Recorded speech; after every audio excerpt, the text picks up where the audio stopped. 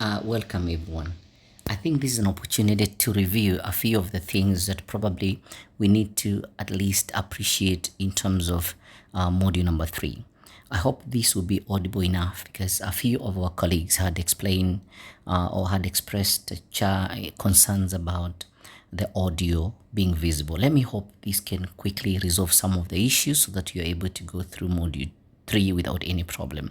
We'll try to resolve any major issues on that. So module 3 on assessment strategies touches on training methods and training resources, which you're well aware of, and then touches on assessment methods and resources, which helps us in setting exams and tests, not to mention different types of formats that may come with setting questions. Your multiple choices, you're filling the gap, you're talking about case study or essay going forward.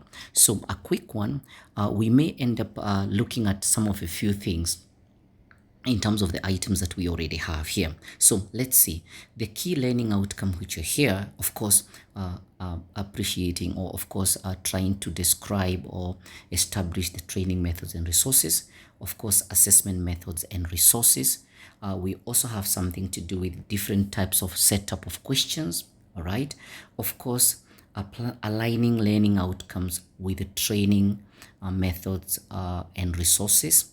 Remember what you did in module number 2. That will be very important because it cascades across to this point where you put together learning outcome and align them with assessment methods and resources and training methods and resources appropriately. So this is very important in terms of the learning outcomes that you see here.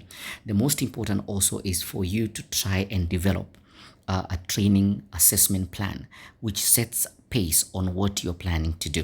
So this is a very important part of the learning outcome that we need to look into and of course try to establish by the end of the training. All right, now I hope I'm very audible in this case. Now the whole idea of this particular session is to try and cascade again from learning outcome and connect your training methods and resources, assessment methods and resources, of course, and then aligning with appropriate questioning.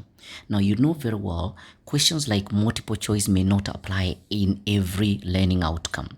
When it comes to practical or application, you may need to use a different set of structure. You may use a rubric, for example, or a set of questionnaires when you're collecting data in terms of probably real time.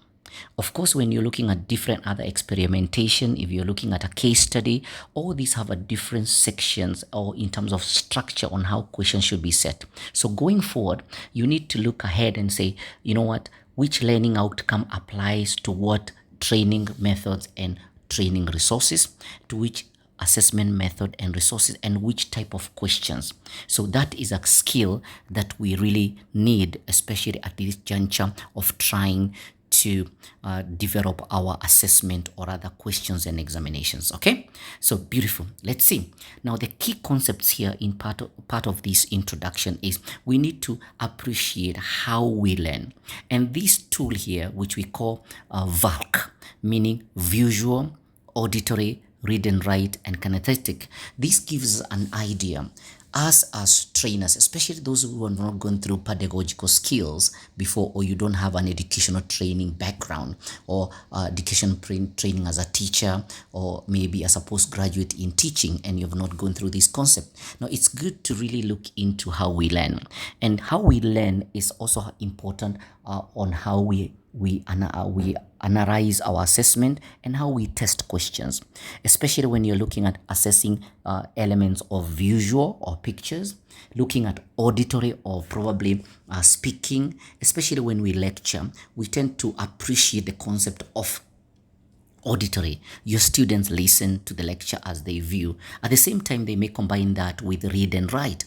Your presentation, your PowerPoint, your slides, that's more like text. And most important is where we as trainers needed to really provoke applications, having our students have experiences in terms of doing. Remember, you're not just a lecturer to speak and always expect students to do everything.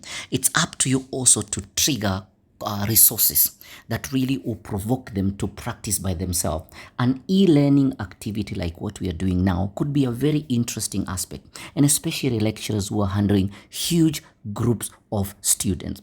It can come in handy where you put a kinesthetic or practice sessions, simulation like we have seen here, and even be more creative to ensure that training and assessment becomes more seamless in whatever we do. So VAC, it's a very interesting part, and I would really like you to go to these components of VAC, learn a little bit, and can give you some insights on how you are able to really assess or set question looking at these features. Now, another component that is very important, which is part of the model that combines with work, is how students or learners retain information. I don't know whether you've ever thought about it, because sometimes there are some tools that we may use, like for example, some tools to train, like lecture, for example, or rather you just explain an assessment or an interview, and later you realize in 2 weeks no one remembers. So Danny mode of learning, which you call learn experience, or rather cone of learning, note that research on cone of learning, gives us the way we should be able to address the issue of delivery in terms of training and resources. And you're going to see, like we said earlier, a more kinesthetic method in terms of practice and doing tends to retain more.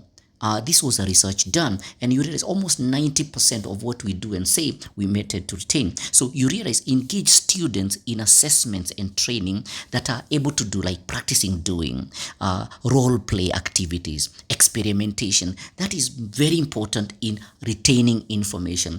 Contrary to a lower end where you may realize where you just speak, okay, or rather read only, or rather see or view. This has low retention in terms of what you do. So what are we learning from this particular model? And I would really like you to really look into it in different angles, because it will give you a mindset, especially when you're preparing and planning for your assessment, on how you can articulate, more so have an effective delivery and implementation of your learning outcome, where you apply the appropriate training methods and resources, their appropriate assessment method and resources, and appropriate questioning that activate the resources that we are looking at in more effective way on how we deliver. Now, in this case, I'll leave it at this for the next video, where we'll look at probably training methods and resources quickly so that we can connect as we proceed. Now, that was just an overview as we introduce this concept of assessment strategy in this case.